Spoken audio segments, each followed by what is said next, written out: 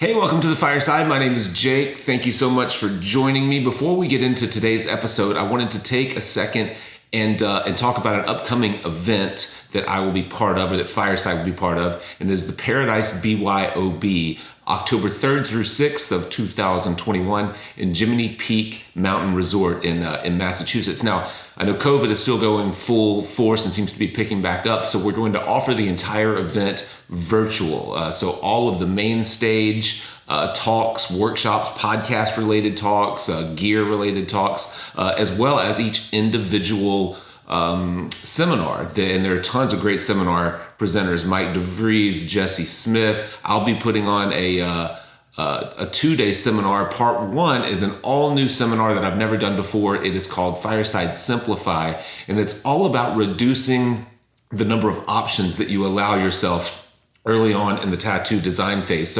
So you, by reducing the number of options that you have, you kind of simplify your process and solve a lot of your biggest problems early on. And this will be the first time that I'll ever present this live. It's something that I've been doing in my own work for several years and trying to refine and come up with a good way to talk about it and some interesting examples of it. And so I'm excited to share that with you guys. The second day will be my Find Your Style seminar, about 2 hours each day, 4 total hours. It's $100 for both days, whether you are in person or online. And I will link to everything you need to know in the video description below. If you can't join us in person, which I understand if you can't, I would love to see you through the lens, and we can answer questions, talk back and forth. We're going to do everything we can to make this online webinar or online seminar experience as technically sound as we can, so that you can ask questions and we can answer questions in real time. And I'm excited to do all that. All right, I want to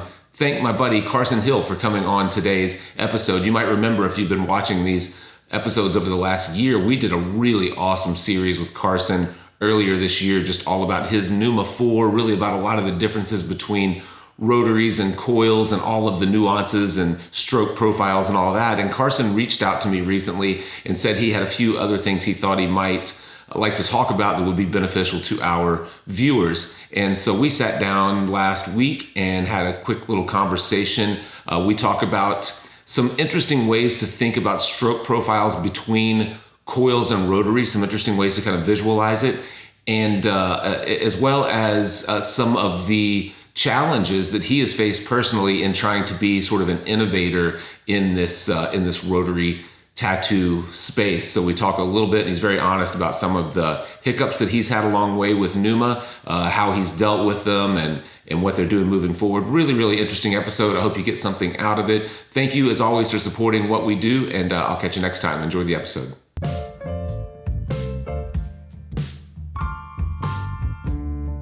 What does that mean? What does it mean to feel like a coil? Yeah, the reason that I thought that would be a good thing to discuss is because we talk about feels like a coil a lot, right? And I think that a lot of manufacturers do. Some of them, I think more so than others, and some of them I don't really understand why they're saying that. But I think that in a lot of ways, it's like a marketing point that people are trying to say it feels like a coil because that's what people want. Now, the thing that occurred to me is that not everybody these days started on coils, and so feels like a coil is a language, or it's like a terminology that they're not really necessarily understanding. What does that mean?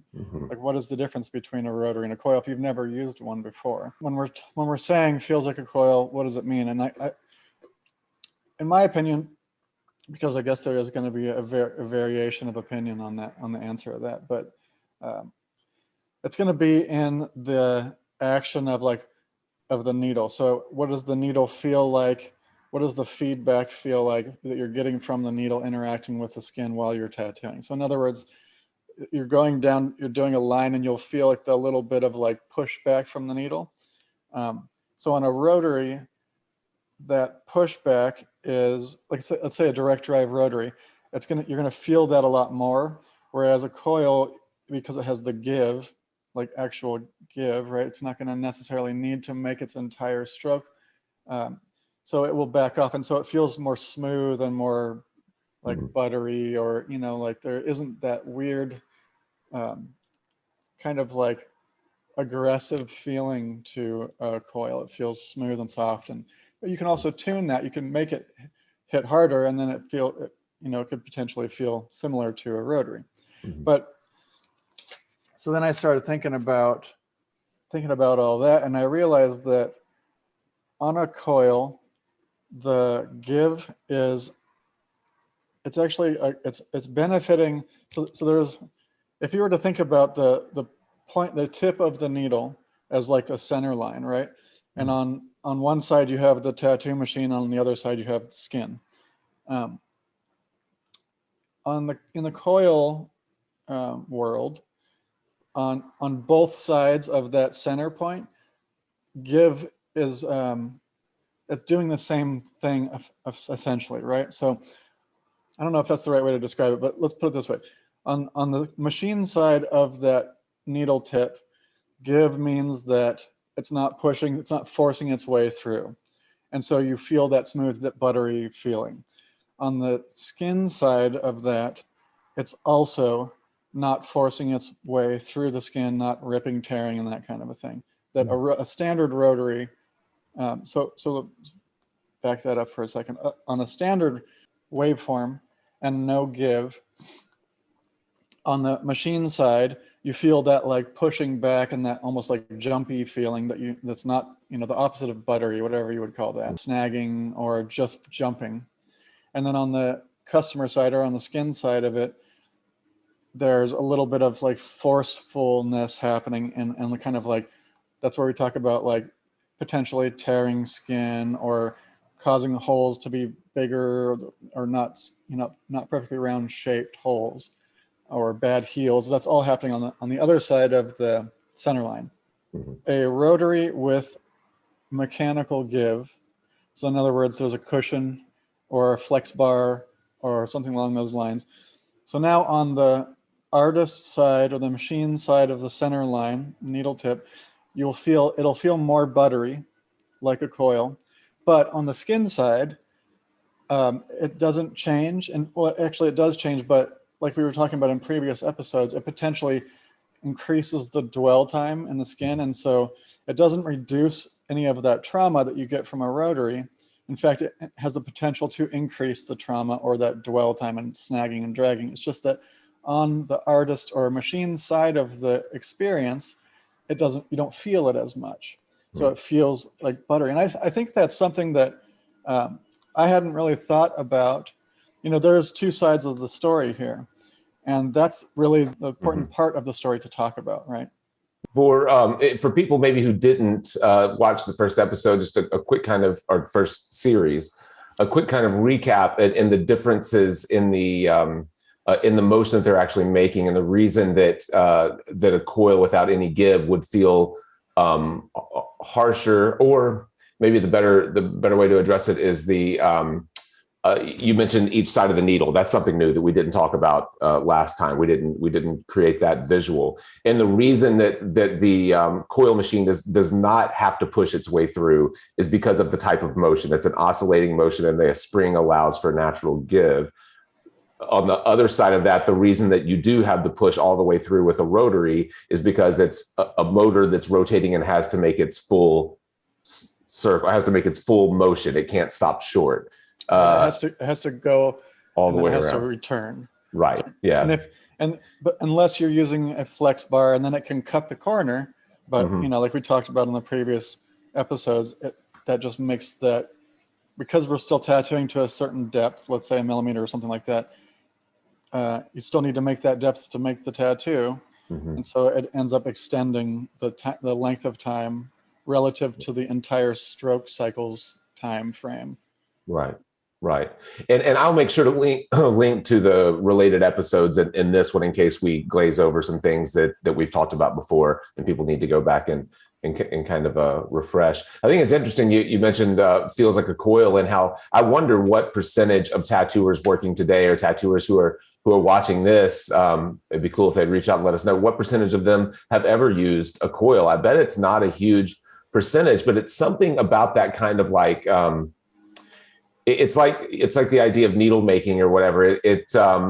People like the term, I think, because it feels what's the term that I'm looking for? It feels like Authentic or like richer or something like that. yeah. I think because it's pulling from tradition, yeah. And so it kind of has this like appeal. Feels like a coil when in fact probably very few people even know what it means. The term really isn't probably as relevant as we make it seem. Well, it depends on the person, yeah. And I would say that I totally agree. And I would say that there's something like the tattoo traditions are rich in culture. And there is a sort of subculture there within tattooing that doesn't seem to exist with rotaries.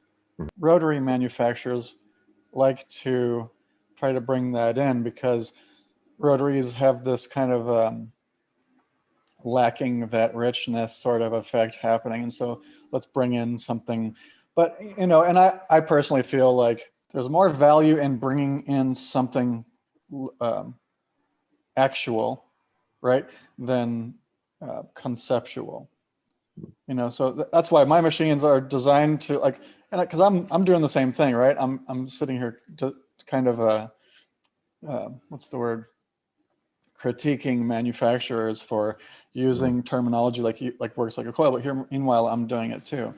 I would say the main difference is that I'm really actually taking a look at what is it that we're talking about and how can we actually make it actual more so than conceptual. Yeah, because the idea itself for most tattooers is it's an abstraction. It's not that it's hard to make a bullet point list, of well, maybe you can make a bullet point list of what the characteristics of a coil might be, which you just did, but a lot of the experience of it is kind of abstract. So for someone like you trying to actually recreate it, you're working with a lot of kind of abstract ideas that a lot of people can't don't have a literal access to. So. It's like we've discussed this before in the past, and it's kind of like a new language. I mean, I don't think that anything we're talking about is new. I think that we're just having to find new ways of describing stuff that's been happening, because I think it's necessary to really fully understand what's happening so that we can address it. Yeah. So going back to the tests that you did years ago that you've put in that you've had recently in your social media feeds, starting with that all the way through all of the experiments with the cam system with the Neuma 4, what is it literally that you are learning that makes something more or less like a coil, like the variables that you're the actual things that you're putting into place? It's the waveforms. So I don't know if I'm sure you've seen those, and maybe we can drop an image in the video here where Sure. Where the main difference, if you were to simplify it as much as possible, from a standard coil to a standard rotary, is the waveform of a rotary is what they call sinusoidal, and all that really means is that the needle spends the same amount of time in every position of its cycle. I don't know what you would call, I don't know if there's a simple explanation for, or a simple word description for the way a coil's waveform looks, but it's more like, it's fighting against the forces of a spring. When it's at rest, when the coils first turn on, it's under the most amount of spring tension at rest. And so it has to accelerate until it basically hits the coil and then comes back, right? So as it's going towards the coil, it's picking up speed. And then here, it's under the most amount of spring tension, so it'll return as fast as it will. And then as it comes back, that spring is relaxing, and so it's slowing down. So you end up with more time spent back here than in the extended needle position. So, and how that basically relates in terms of both sides of the center line of needle, right, is the needle gets in and out really quick. And so it feels smooth from my perspective. There's no hanging up or snagging happening. And then because it's getting out, getting in and out really quick, it's also from the skin side. It's just poking the hole and it's not causing any extra damage to the skin during that process. Did I answer the question properly? Yeah, Okay. yeah, I think so.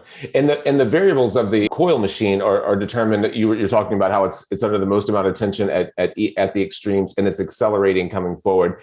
And the main variables there are, I guess, the power of the magnet, the how powerful the coil is pulling, and then also the springs themselves, the tension and gauge and the springs, and those things have to be balanced. That's kind of out of my way out of my wheelhouse. I don't know how what the math is that makes all of that stuff work together. And I know that you've never been a coil builder either. But well, one thing I would say is that yes, you're right. And with regard to the way a coil compares to a rotary, it's not exactly relevant. It would be more relevant in terms of how you would compare one coil to another, because at the end of the day, even the two far extremes of adjustability in those areas of, that you're discussing, the spring and the coil and the power and all that, still getting what I'm describing by this quick in and out and slower in the back portion of it. So how one coil compares to another coil based on those features is relative or relevant, I should say, but how it compares in terms of waveforms, it doesn't change it enough. So in other words, you could never get a coil to do a sinusoidal waveform. Right. Okay. Just like you could actually never get a rotary to do what a coil does exactly. But the rotary in that regard has a little bit more potential for variation, because you can slow that cycle time down quite a bit. You can cause as much dwell and snagging as you want. It's just that you can't get all the way to the very edge of the spectrum where the coil exists. Yeah. And for people or a lot of people do know, because we've talked about your cams, you're affecting that waveform by different shapes of the cams, and the reason that you can't like replicate exactly what a coil does, I guess, is just limitations in how sharp you can make the peak of a cam. Yeah. So we got a cam here. Oh, you know what? My screen. There we go. Oh, there you go. Yeah. So that little ramp shape is what's determining that. And so if I were to make that ramp have a completely sharp point, you just end up having, it would jump, it wouldn't stay snug to the return side. It would stay snug here, but you would get a jumping effect. And so to get that return that's the limitation. Yeah. So the design of the cam system is really the mechanism side of the Neuma 4 is what would bridge the gap, so to speak, between what we're describing in a coil machine's feel and a rotary machine's feel. And really what I mean when I'm saying that is on both sides of that center line of the needle, right? So if we would go back to, so my complaint with a rotary that feels like a coil, traditionally speaking, is that it only feels like a coil from the tattoo machine side of the center line. In other words, here's my grip, needle's over here. I feel the give because it feels different. It does less of the bouncing, but the skin doesn't experience that change. In fact, it could make it worse. So the Neuma 4 is the purpose of the Neuma 4 is so that is it still experienced here, but more importantly, it's experienced on the skin side.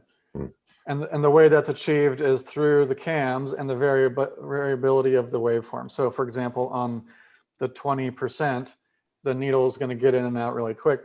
But then, because we know that there is value in other waveforms, that's why we make the other ones. So for example, you got the 20, that's the hardest hitting, quickest in and out. The 28, that's kind of bridging the gap over to the other side of the spectrum a little bit, so it slows it down a touch. then the 33, which slows it down a whole lot, but it still has a really quick recoil, and then the 40, which slows it down as much as possible without, causing an actual deliberate delay in the skin. I like the idea of this, of both sides of the needle, because it's a great way to kind of visualize the impact that a rotary machine has versus a coil machine. So to your point, it's the cushion or the give, whatever the give mechanism is on most rotaries that give that coil feel, because they reduce the amount of feedback that the artist is feeling kind of in their hand, but it's not having the same effect on the skin side. It's still extending that dwell time, and the waveform is still a typical kind of rotary waveform. Yeah, and the benefit of being a tattoo artist is that, I've only met maybe one tattooer who didn't have a lot of tattoos, right? So we get to experience it from both sides. And so if you've ever been tattooed with a coil and been tattooed with a rotary, you will feel the difference. Rotaries have a stronger bite, and to be honest, like, it kind of sucks getting tattooed by a rotary compared to a coil. Coil has it still hurts, right? But it just feels like a little bit less aggressive. And that, I think, is what we're describing here with that bite, is really just that snag and that kind of rip or tear that's happening. Whereas a coil, it's whenever the guy gets out a coil machine, you're kind of like, okay, I can do this, Yeah. With some what's funny about that is the trade-off in, I think that one difference in the experience is the audible part of it. You know what I mean? If the thing that when I have people that feel more comfortable with a rotary machine, it's because they don't hear the machine. It's not loud and piercing, and they don't hear the bog. I think sometimes when people hear the bog, if there is a reason they think that a coil is more traumatic, it's because the bog is very audible, and they're like, oh wow, that's my skin making that happen. Right. And so it kind of gets in your head. Yeah. But you're right, if you can ignore that part of it and just think about the way that it feels. I've recently had my entire back and legs outlined with a rotary, and I can absolutely feel the kind of it feels almost like breaking, you know what I mean, in the skin. I can feel the in and out of the of the rotary. I haven't been tattooed by a coil in many years, but yeah, you're right. It's almost like the difference, like when I got my collarbone tattooed yesterday, and you can feel the difference when it comes up across the bone. There's that slightly different, like, it feels like a little bit of, I don't know what it is, how to describe it exactly, but you can definitely feel the difference between a soft tissue and something that's supported by bone. Would you have any interest in getting into some of the learning curve with making the cams? I know the last time we talked, there were some issues with some of the plastics and you've had to revisit. Do you want to get into any of that, or do you want to? Sure. Yeah. Okay. Because I'm sure people have heard about that. Originally, we were making cams, fully CNC machining them, and we didn't really have any issues with that, except for, we have 12 now, and so those are pretty pricey to make, and to make 12 of them, 12 different variations. I mean, there's 4 stroke profiles, right, or waveforms, but each of those has 3 different stroke lengths. So it just became, if we wanted to offer all of that, it makes more sense for us to do a part injection molded and part machined process. So basically now what we do is we make them in blanks, so that the ramp, I can show you this one's black, but you can see that the ramp hasn't been machined out of that yet. It's just a wall, basically. Flat. So then we bring that to our machinists, and they machine in the ramp, and so now we can make 12. And but we did hit a couple of hiccups in the process there. We're making it out of a really high grade, like, bearing composite material, but we did end up having to redesign at one point because we were experiencing a little bit of, like, some of that wall would be chipping a little bit. And the truth is that we redesigned the cam and to make the wall like thicker. So now it's about twice as thick as it was back then. Because we figured, and actually a lot of the stuff grew in thickness because we figured stronger, better. But we also discovered in that process that the material that we were using wasn't the best it could be. And so we ended up switching to a different material that's, it's PTFE impregnated, but it's also more robust. It's a really high cost material, but in the bigger picture, it makes more sense to use something that will last longer. Also, it doesn't require as much oiling, and so there's a lot of benefits to it. So now we've got like twofold strengthening happening. So a lot of the components got thicker and bigger and more robust, and then we also are using this material that's more dependable and also more robust. So we haven't had any issues with the new cams, and so I'm feeling good about that. I know they went through a few different kind of colors. They're not was it the black material that you were having the issues with, or was it? Yes, but it's not the actual color black. So we are going back to black. Okay. So everything from this point forward is going to be black, but the reason they're not black now is that, or for this last run, is that because we were in the process of changing and experimenting, we wanted to eliminate any variables and just make sure that we put out a product that is reliable. And so, that's basically what it was, in case the black was playing a part, because it's an additive. So in case that additive was causing any additional variation or variable, we just took it out.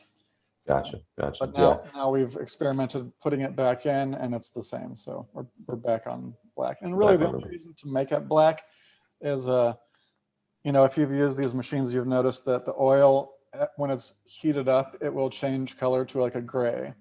And really, it's not harmful or anything. It's the same oil. It's just that when people look at it, they think, "Uh-oh, is ink getting into the machine somehow?" Which it's not. So really, it's just a cosmetic thing, just to make it look nicer. Right. Yeah, I see. So how, because obviously the only way to learn these lessons are through stressing these cams and doing real world experiments. So obviously some of them were coming back to you with problems, but whenever you are redesigning, how do you recreate that stress test? Or is it just knowing, okay, this material is this much more dense and it is this much thicker, and so we have a pretty good idea this will be the result? It starts that way. It starts more conceptual. Like we'll talk to the manufacturers of the material, let them know what our issues are. They have engineers that work with them. They know, because tattooing isn't their specialty, but they'll use this material for, like I was saying before, bearings, bearing composites or products that require super high friction, and so they know what to recommend. And then what we end up doing is telling them what our needs are, and then we tell them that we want, better than what should be expected. So they'll send us, at this point, we're basically just using their best material that they make. So that's our starting point. And then to stress test that, we'll be testing side by side multiple different materials in tattoo machines under really high stress environments. So much faster than somebody should run a tattoo machine, and under a lot of load and a really long stroke. So like the worst case scenario sort of thing. And just we'll run machines around the clock until we get something that breaks. Or if it doesn't break, then we know. But there is some degree of field testing that has to happen as well. Because you can't, nothing can be tested to perfection. And so, what that basically means from a business perspective is that we are willing to do whatever it takes when it comes to taking care of the customer. If we're making a material choice, and something comes up and something goes wrong, then we'll replace it, and we're not going to put the burden we're taking the burden ourselves. And so that's why some people have probably seen, like, we have product recall, or something like that. We had that happen with the cams, and it was really just that we sent out some parts, and the parts, not all of them were failing, but a high enough percentage that I wasn't comfortable letting the customer have a burden like that. And so we just replaced all of them. And, so that's just part of the process, or part of the consequence of doing, some testing in the field kind of thing. Yeah. Well, while we're on this kind of technical topic, tell me what's up with the bearing arms. I know that I got a shipment of different shaped bearing arms, both aluminum and brass. Not the big, one smaller, I believe, smaller round, and then one that's kind of a brick shape, kind of flat. What caused the experimentation with the bearing arms? So that is connected to the cam. So for example, we'll start with the brass one. The brass is circular, right? And it's designed to fit inside the cam. So as the cam is going back down, it kind of like is doing this around the bearing arm. So because we grew the thickness of that wall, that meant that we have to shrink the overall size of the bearing arm. And then the aluminum one, that was actually a little bit of a back and forth with Ty Pilata. He wanted to experiment with a bearing arm that hits even softer. And so what we ended up discovering in that process was that the aluminum, although it was lighter at the time than the brass bearing arm was, it was beneficial to make it basically as light as possible. So it carries less energy, and it has a slightly lighter hit. And so then it was just a matter of standardizing.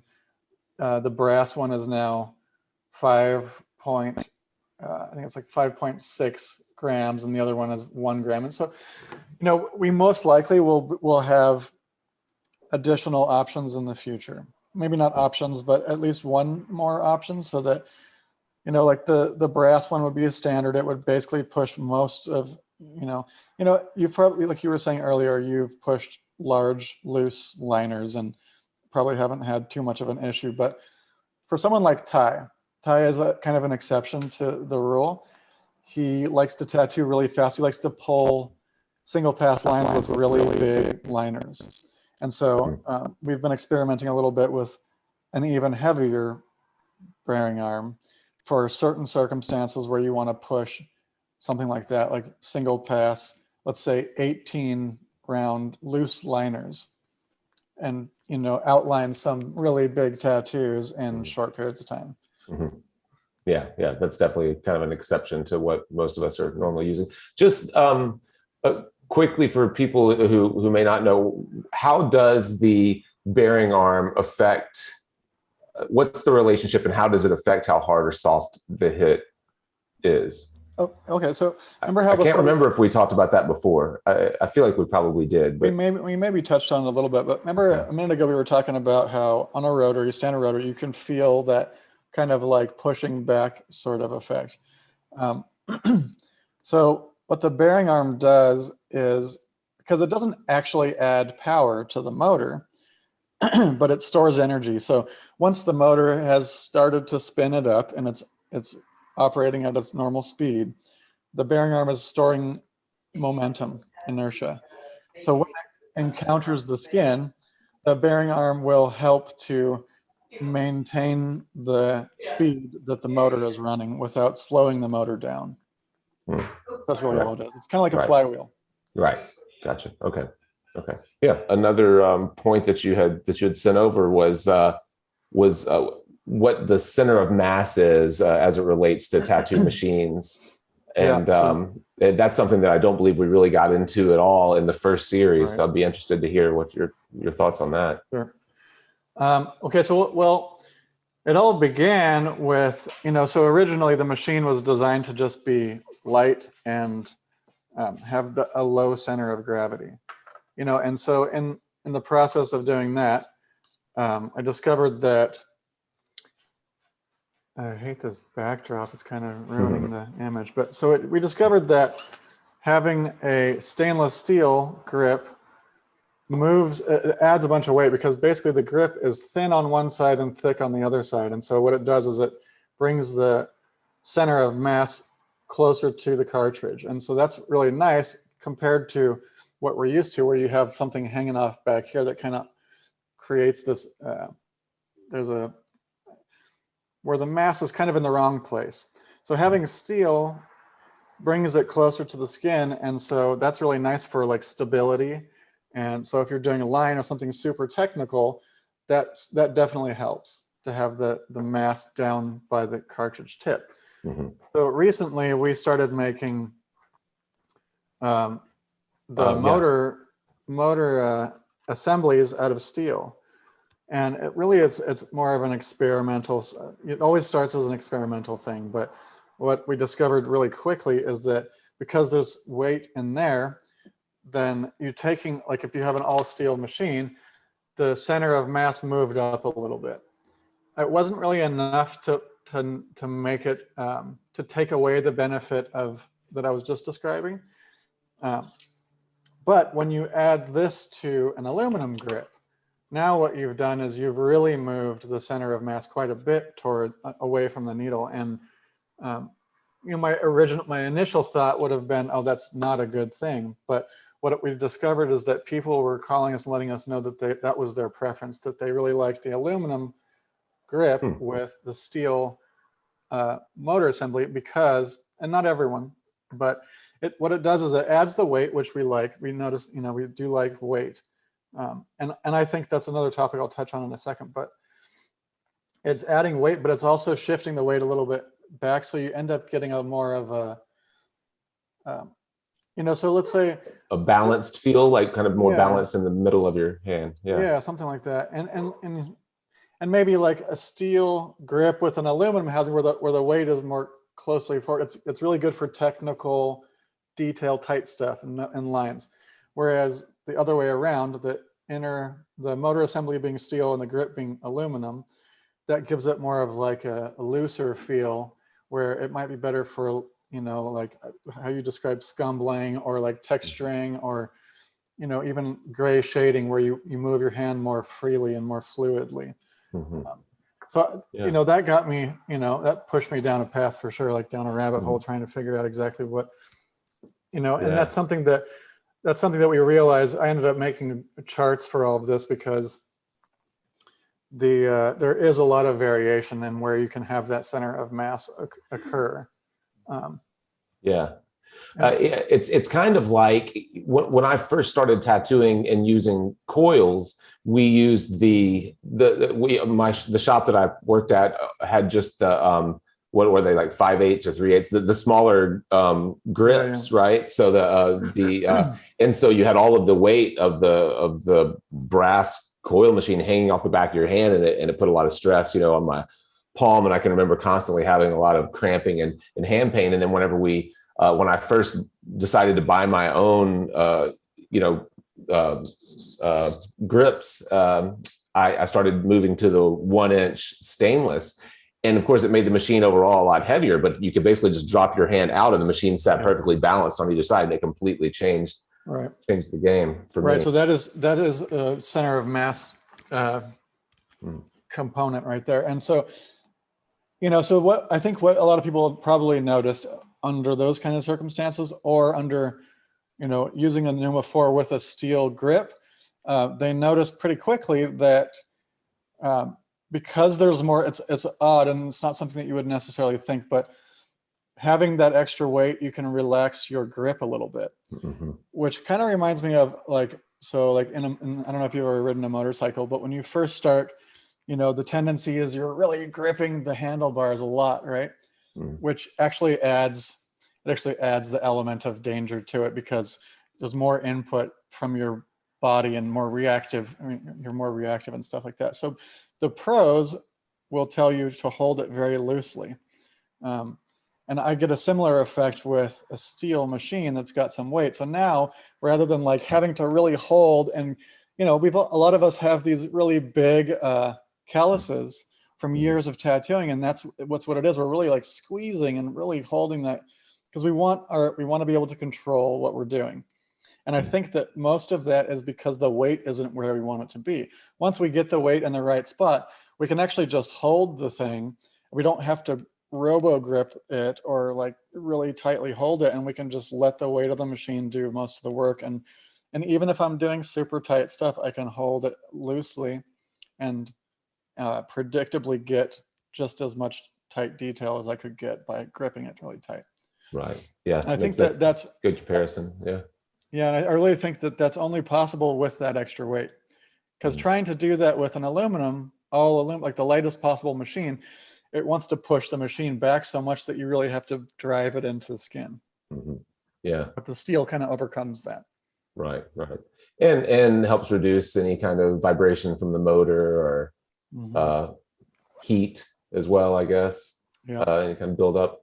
Yeah. Yeah. I haven't, that's cool. And so tell me again, what made you decide to experiment with the steel motor housing or body in the first place? It was actually Mike Coil. He tried it first. I sent him an all steel machine, so the steel motor assembly and a steel grip, and he liked it, but he felt like it was a little bit heavy for him, so he put an aluminum grip on it, and then he was really enjoying, preferred it that way over any other configuration, and he's used all of them, you know. Yeah. So I mean, that's the one thing about this machine, is that there are something like 20 different configurations, you know, switching out the different components, and that's not even considering cams. But yeah, so that, I mean, that's an important point, is, you know, as you continue to experiment, which any, you know, kind of like anyone who wants to build the best product or is entrepreneurial or artistic, we're always kind of testing boundaries and trying new things, but you have to distill this stuff down enough, I assume, for people to actually buy it and not feel overwhelmed by the like complex, the amount of choices that they have. So is it, I'm just curious, whenever you're thinking, when you put your marketing hat on, like, can you box these things down enough where you can say, if you like this, then do this combination, and if you like this, then do this combination? I think we definitely, it's the thing we talk about a lot, and I think that and there's a couple of ways to go about doing that. First of all, I would say, I've got all this stuff sitting here, right? So you've got sizes, you know, so the interesting part about having sizes is that each of these sizes is also a different weight. So those sizes are really more about preference than anything else, right? If you want a small, skinny grip, then it's a preference thing. So that should narrow that down automatically by 1/3 or, you know, a quarter. The weight is affected with each of those a little bit differently, or is it enough that you could say, you know, they're all within, you know, this fraction of grams? Yes and no. So for example, with the aluminum ones, yeah, it's marginal, and it's not enough that you would really make your decision based on the weight.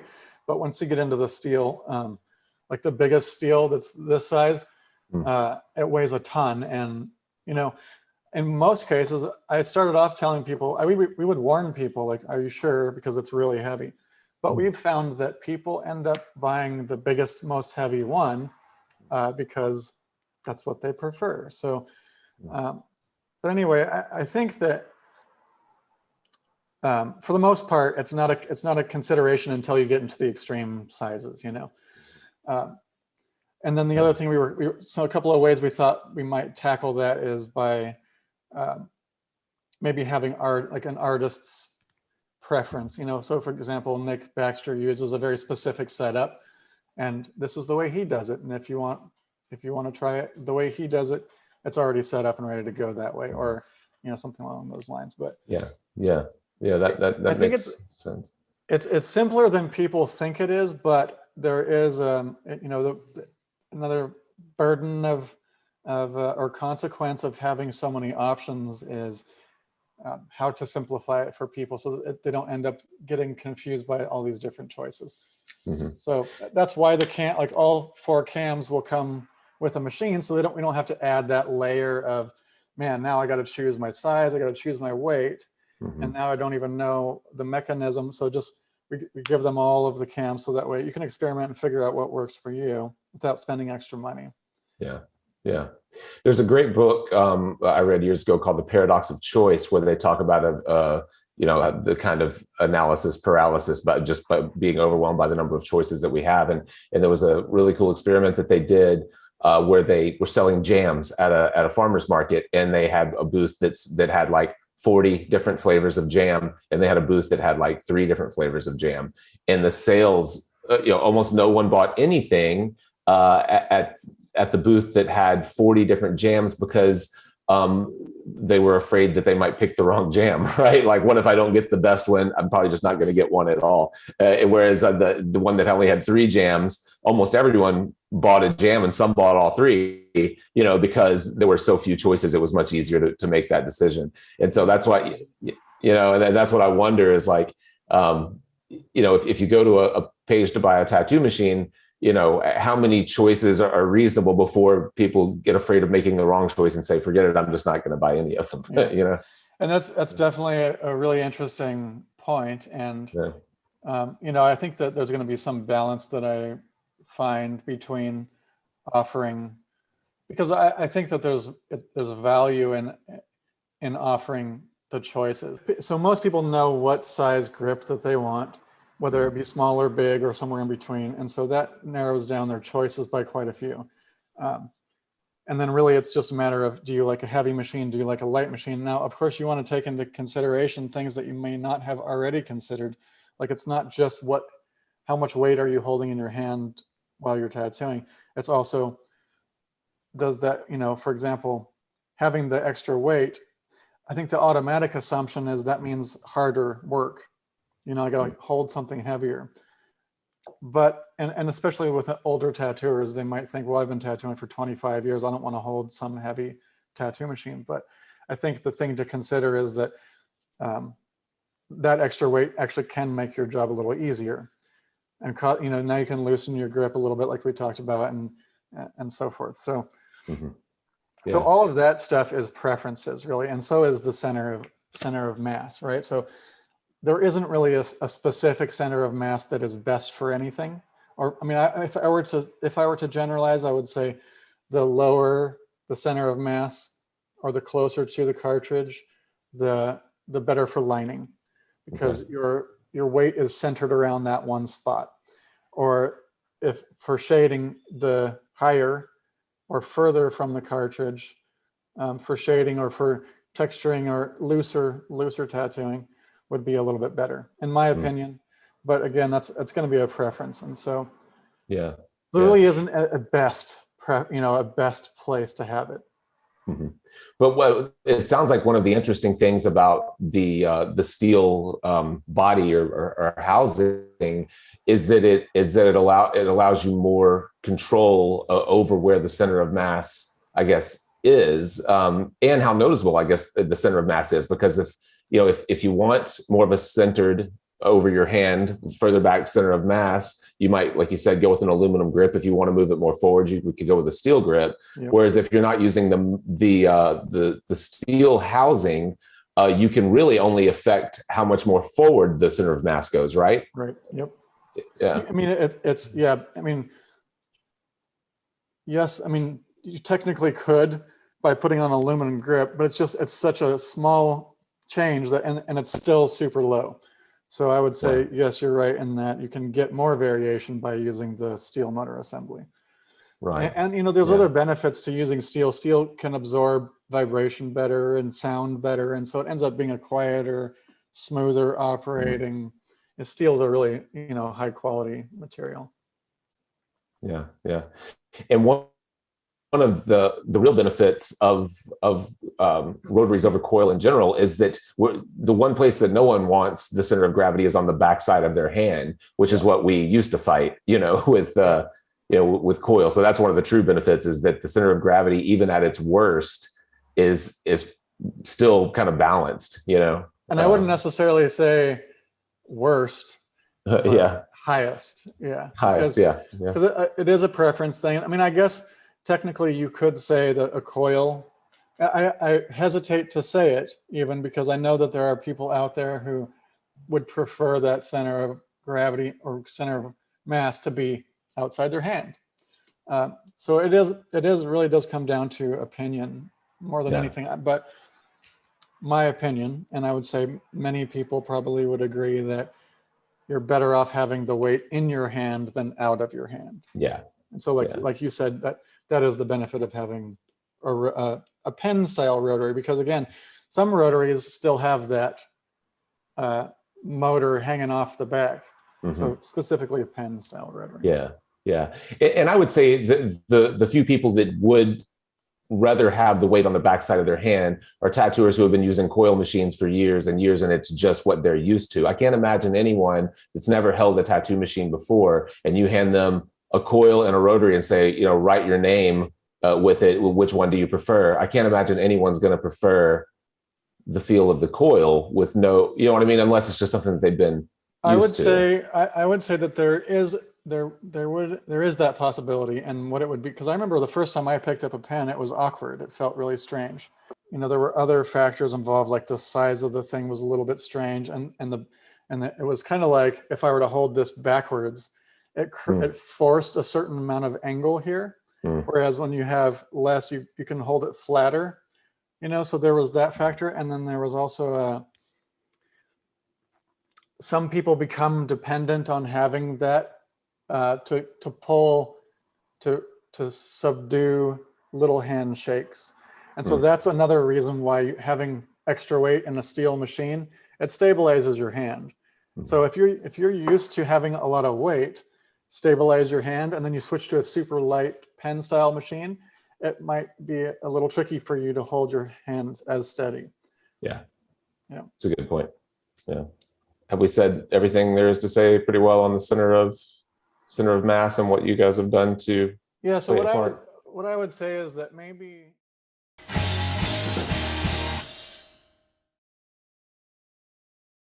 Hey, thanks again for watching. Please be sure to like and comment and subscribe to our channel so you can stay up to date with all of the things that we are doing. If you would like to buy us a drink, please support us on Patreon. There's a button somewhere around here that allows you to do that. You can also visit our website and subscribe to our newsletter so you know where we're headed and what we're doing. And while you're there, please check out our merchandise page. Buy yourself a fancy new Fireside t-shirt. Thank you for supporting the Fireside Tattoo Network, and we'll see you on the next episode.